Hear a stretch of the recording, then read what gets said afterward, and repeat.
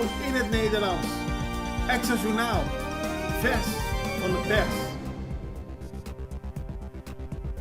Welkom bij Extra Journaal. Fijn dat u weer kijkt. We hebben voor u het belangrijkste nieuws op een rij gezet. En we beginnen met een bericht over een doorstart voor Jet Air. Dat is natuurlijk belangrijk nieuws. De Extra schrijft er vandaag over.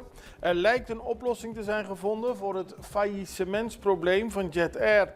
Gisteren heeft het advocatenkantoor HBN Law Tax namelijk een brief gestuurd aan de minister van Economische Ontwikkeling, Rui Sandro Seintje.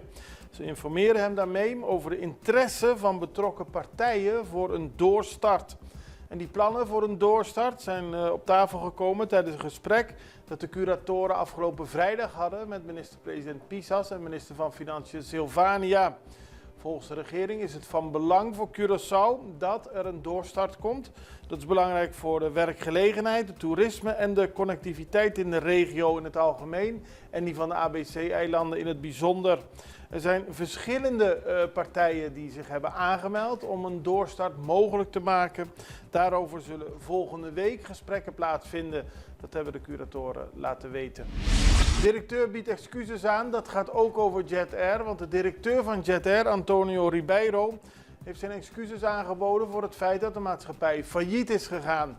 Dat heeft hij gedaan in een ingezonden brief. Daarin stelt hij ook dat volgens hem Jet Air na 2020, bij de coronaperiode, niet voldoende steun van de overheid heeft gekregen. Jet Air begon te vliegen aan het einde van 2019. Kort erop ontstond de coronapandemie en daarin is er veel schade opgelopen en Jet Air heeft niet de financiële steun gekregen om daarna verder te kunnen gaan. Dus die coronapandemie is volgens hem een van de belangrijkste redenen voor het faillissement. Een andere reden die Ribeiro noemde is het feit dat Curaçao al sinds 2012 niet in de luchtveiligheidscategorie, in de veiligheidscategorie voor de luchtvaart op de plaats 1 staat, maar in luchtvaartcategorie 2.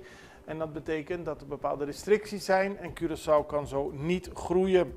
Zolang Curaçao de status van categorie 1 niet bemachtigt, kan het zijn luchtvaartindustrie vaarwel zeggen, aldus Ribeiro.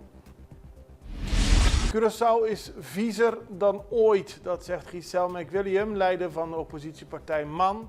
Zij zegt dat er veel vuilnis op straat slingert en dat er geen enkele politicus is, geen enkele minister is die de bevolking van Curaçao op de hoogte brengt en bewust maakt dat ze iets moeten doen om dat op te ruimen. Meer afval betekent meer ratten, betekent een slechtere levensomstandigheid voor de mensen op Curaçao. En ook voor het toerisme is het niet goed. Ze haalt een voorbeeld van een toerist aan die op social media zegt dat ze de ABC-eilanden heeft bezocht. En dat Curaçao duidelijk de minst opgeruimde eiland is. En daar moet iets aan gedaan worden, aldus McWilliam. Ze gaat een brief schrijven aan het parlement trouwens, om ervoor te zorgen dat binnen het parlement zelf er geen plastic flesjes meer worden gebruikt. Meer aandacht voor mensensmokkel. Dat is verheugend nieuws dat het ministerie van Justitie bekend heeft gemaakt. Want Curaçao heeft een belangrijke stap gezet in de strijd tegen mensenhandel en mensensmokkel. Volgens het ministerie van Justitie is Curaçao van de Tier 3 status naar de Tier 2 status. Dat betekent namelijk dat volgens de Amerikaanse minister van Buitenlandse Zaken Curaçao niet aan de minimale normen voldeed om actie te voeren tegen mensenhandel en mensensmokkel. Nu is daar duidelijk een zichtbare verbetering te zien. Het kan nog beter, maar in ieder geval volgens het Amerikaanse ministerie van Buitenlandse Zaken doet Curaçao meer om mensenhandel en mensensmokkel tegen te gaan. Nieuwe busjes voor vervoer gevangenen. Dat heeft ook het ministerie van Justitie bekendgemaakt. Die zouden er eigenlijk al moeten zijn, want we hebben al een lange tijd problemen met het vervoer van gevangenen. Eerst zouden er 3 busjes worden gekocht in Nederland, tweedehands. Dus busjes die al 3 jaar gebruikt worden voor gevangenenvervoer. Die blijken toch niet zo goed in orde te zijn, zeg maar. Ze zijn wat viezer dan verwacht. Daarom worden nu 2 busjes gekocht die 2 jaar gebruikt zijn. En die moeten binnenkort naar Curaçao komen. De betaling van die busjes voor gevangenenvervoer komt trouwens uit het Criminaliteitsfonds. Barkjes zorgen voor lagere prijzen. Dat is een verhaal van minister Rui Sandro Seintje van Economische Ontwikkeling. Hij laat weten dat de aanwezigheid van bootjes met groente en fruit uit Venezuela de prijs op Curaçao competitiever heeft gemaakt. Met andere woorden, goedkoper. Supermarkteigenaren kijken ook naar de groente en fruit die wordt aangeboden via de barkjes en passen daarop hun prijzen aan. En dat is goed nieuws volgens Seintje en de prijzen zullen nog verder kunnen dalen, aldus de minister. En dan is er een Wall of Fame bij de RIF Stadion. Het ziet er heel mooi uit. Er zijn in totaal 21 Curaçaose spelers die het hebben gemaakt tot de MLB, die grote Amerikaanse honkbalcompetitie. Die 21 spelers krijgen allemaal een mooie schildering op het RIF Stadion. De eerste 7 zijn gisteren gepresenteerd en daarbij gaat het onder meer om spelers als Andrew Jones, Hensley Meulens en Chulo Simon. Maar het laat vooral zien aan alle jongeren hier op Curaçao dat als je echt iets wil, je heel ver kunt komen. Onder meer in de sport, maar dat geldt voor veel meer in het leven. Een mooie boodschap en we gaan nu even naar een break. We zijn zo bij u terug.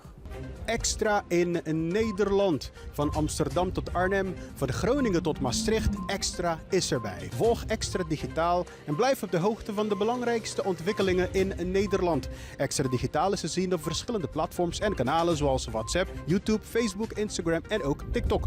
Wilt u ons op de hoogte brengen van een evenement of iets doorgeven? Neem contact op via WhatsApp, e-mail, Facebook of bel gewoon 06 1364 2945. Volg of abonneer je op Extra Digitaal. Klik aan en volg ons.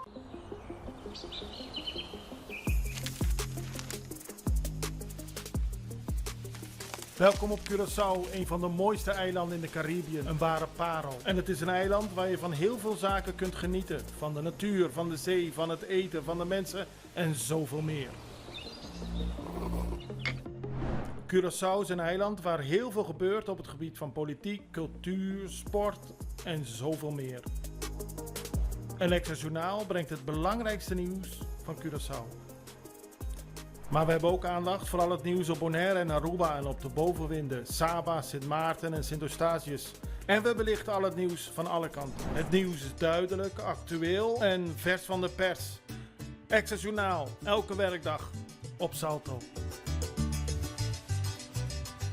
Op Curaçao zijn we de hele dag bezig met het maken van Extra Journaal. Volg ons op je favoriete Amsterdamse zender. Tauro.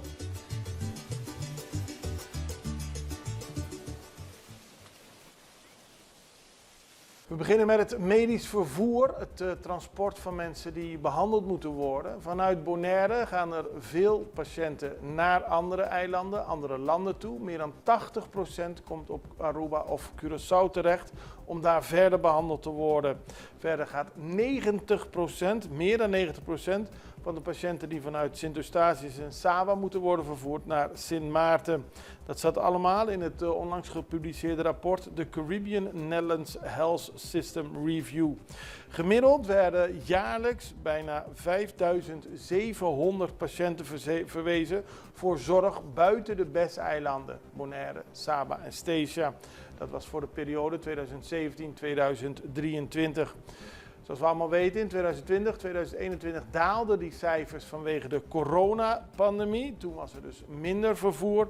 Maar in ieder geval is het weer op een ouder niveau aan het komen. En de kosten voor medische uitzending bedroegen in 2023 meer dan $43 miljoen. En dan gaat het om kosten, inclusief de logistieke en medische kosten van de verwijzingen buiten de eilanden. Andere patiënten gaan bijvoorbeeld naar Colombia of naar Europees Nederland. Dan gaan we naar FMA, de organisatie voor verslavingszorg, bestaat 27 jaar. En daarom hebben ze een open dag georganiseerd. We spraken erover met Daniela Pengel van FMA. Om ons 27-jarig bestaan te vieren, hebben we bedacht om een open dag eigenlijk te organiseren. Dat open is voor iedereen die kennis wilt maken met FMA. Het werk wat we doen, wat ze kunnen verwachten als ze daar komen voor behandeling. Niet alleen de cliënten, maar ook familieleden natuurlijk kunnen ook informatie krijgen en ook weten dat ze bij ons terecht kunnen voor steun. Want mensen weten niet wat er gebeurt bij FMA of zijn bang om aan te bellen? Ja, dat hebben we gemerkt, want we geven natuurlijk voorlichtingen overal op preventief gebied. En we hebben dus gemerkt dat mensen wel weten dat FMA bestaat, maar niet precies wat we doen. En heel vaak hebben ze het idee dat wanneer ze bij FMA komen, dat ze alleen maar chronische verslaafden overal zien. Of dat ze ergens opgesloten worden, of dat ze precies moeten stoppen en alles moeten doen. Weet je, dus dat het heel, misschien een beetje rigide is. Maar zo is het helemaal niet. En dat willen we eigenlijk een beetje doorbreken en mensen laten weten van, weet je komt bij ons, het zijn kantoortjes, je krijgt gewoon een gesprek met een hele lieve collega. En we doen het eigenlijk op je eigen tempo. En wat jouw eigen doel is, daar gaan we eigenlijk mee aan de slag. Dus als mensen denken van het zou misschien wel goed zijn om een keer langs te gaan, dan kunnen ze gewoon langs gaan. En als ze nog enige angst hebben, kunnen ze morgen bij de open dag gaan kijken wat het precies inhoudt. Ja, precies. Morgen hebben we dus, vooral in de namiddag, hebben we bij ons hoofdkantoor, bij Oosterbeekstraat 11, komen de afdelingen van FMA. Want je hebt dan Speranza, dat is onze rehabilitatiecentrum. Je hebt Diosdame, dat is onze inloop voor de chronische verslaafden. En je hebt natuurlijk de ambulante behandelafdeling. En onze afdeling die dan preventie doet. Dus alle afdelingen komen dan bij ons op hoofdkantoor. En dan kunnen mensen dus bij ons langskomen. En dan krijgen ze alle informatie die ze nodig hebben of die ze willen. Want je kan een bepaalde sessies volgen. Zodat je dan mee kan maken hoe het is om in behandeling te zijn bij FMA. Vanaf hoe laat kunnen ze morgen terecht? Ze kunnen vanaf 4 uur terecht. Dan hebben we een kleine opening. Ze krijgen wat te eten, wat te drinken en dan hebben we verschillende sessies. En om af te sluiten een bericht uit Colombia, want de Colombiaanse regering is begonnen aan vredesoverleg met een andere rebellengroep. Het is al de derde rebellengroep waar president van Colombia mee in onderhandeling is gegaan, Gustavo Petro. Deze keer gaat het om de rebellengroep Segundo Marquetalia, een afsplitsing van de FARC. Deze organisatie zou zo'n 1600 leden tellen. En Colombia had al in 2016 een akkoord met de FARC gesloten. Ook wordt al lang met de ELN onderhandeld, maar nu dus met deze organisatie, die wordt geleid door Ivan Marquez. Die trad in 2016 nog op als onderhandelaar voor de FARC, werd later senator, maar besloot toch weer als rebellenleider tegen de regering van Colombia te vechten. Nu zijn er dus in Venezuela onderhandelingen om tot vrede te komen. En het is de bedoeling dat er eerst deze week gesproken gaat worden over de wijze waarop gesproken gaat worden. Er worden nu afspraken gemaakt over de spelregels voor de verdere onderhandelingen. Volgende week wordt er verder gesproken. Daarmee zijn we aan het einde gekomen van deze aflevering van Extra Journaal. Ik ben er morgen weer en ik hoop u ook. Het allerbeste. Tot ziens. Dag.